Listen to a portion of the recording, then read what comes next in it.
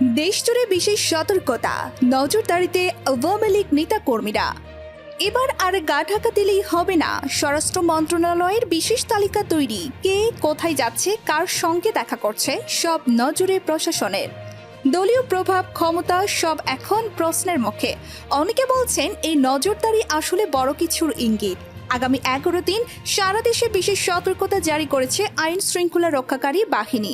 এই সময়ে অর্থাৎ 29 জুলাই থেকে 8 আগস্ট পর্যন্ত সময়কে কেন্দ্র করে অনলাইন ও অফলাইনে সংঘবদ্ধ প্রচারণার মাধ্যমে দেশে নৈরাজ্য সৃষ্টির চেষ্টা করা হতে পারে বলে আশঙ্কার কথা জানিয়েছেন পুলিশের বিশেষ শাখা এসবি। আওয়ামী লীগের রাজনৈতিক কার্যক্রম নিষিদ্ধ হলেও দেশে বিদেশে ছদ্মবেশে তৎপর রয়েছেন দলটির নেতাকর্মীরা। গোপনে তারা একত্র হয়ে সহিংসতা বা হামলার পরিকল্পনা করতে পারেন। তাই এমন আশঙ্কায় সারা দেশে 11 দিন বিশেষ সতর্কতা জারি করা হয়েছে। শুধু তাই নয়, এই সময়ে দলটির কিছু নেতাকর্মী সরকারি বেসরকারি স্থাপনায় হামলা, বিশৃঙ্খলা কিংবা ভাঙচুর চালাতে পারে বলেও ধারণা করছে আইন শৃঙ্খলা রক্ষাকারী বাহিনী। এই প্রেক্ষাপটে গতকাল সোমবার 28 জুলাই সারা দেশে পুলিশের বিভিন্ন ইউনিটে একটি বিশেষ সতর্ক বার্তা পাঠিয়েছে এসবি। এসবির চিঠিতে উল্লেখ করা হয়েছে, ঐতিহাসিক জুলাই অভ্যুত্থানের বর্ষপূর্তি ঘিরে সরকার বিরোধী রাজনৈতিক দল ও ফ্যাসিবাদ বিরোধী সামাজিক সংগঠনগুলো 1 জুলাই থেকে বিভিন্ন কর্মসূচি পালন করছে। এই ধারাবাহিকতায় 29 জুলাই থেকে 8 আগস্ট পর্যন্ত সময়কে বিশেষ গুরুত্বপূর্ণ হিসাবে চিহ্নিত করা হয়েছে। আর এতে বলা হয়, এই সময়ে ফ্যাসিবাদী শক্তিগুলো দেশব্যাপী অনলাইন ও অফলাইনে উস্কানিমূলক প্রচারণা চালিয়ে নৈরাজ্য সৃষ্টি করতে পারে। তার পাশাপাশি ফ্যাসিবাদ বিরোধী কর্মসূচিতে বাধা দিয়ে বা উস্কানি সৃষ্টি করে আইন শৃঙ্খলা পরিস্থিতির অবনতি ঘটানোর অপচেষ্টাও হতে পারে।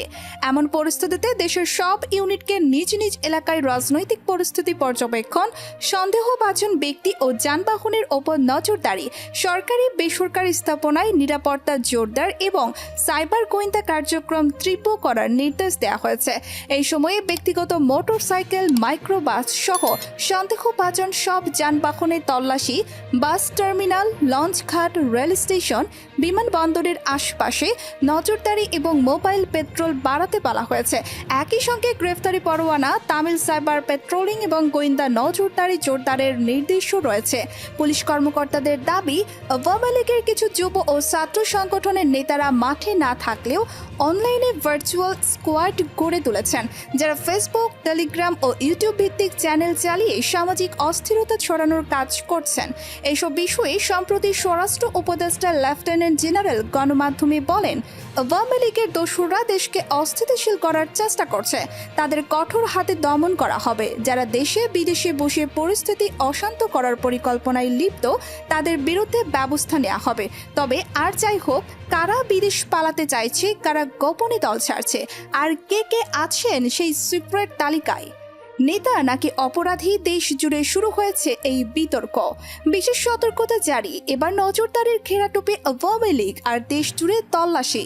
আওয়ামী লীগের নেতা কর্মীরা খাঁচায় বন্দী, আওয়ামী লীগের চাপে গোটা প্রশাসন, সব চোখ এখন তাদের ওপর। আপনার মতামত কি? কমেন্টে লিখুন, লাইক দিন, শেয়ার করুন, সাবস্ক্রাইব করুন, কারণ সত্যকে চেপে রাখা যায় না।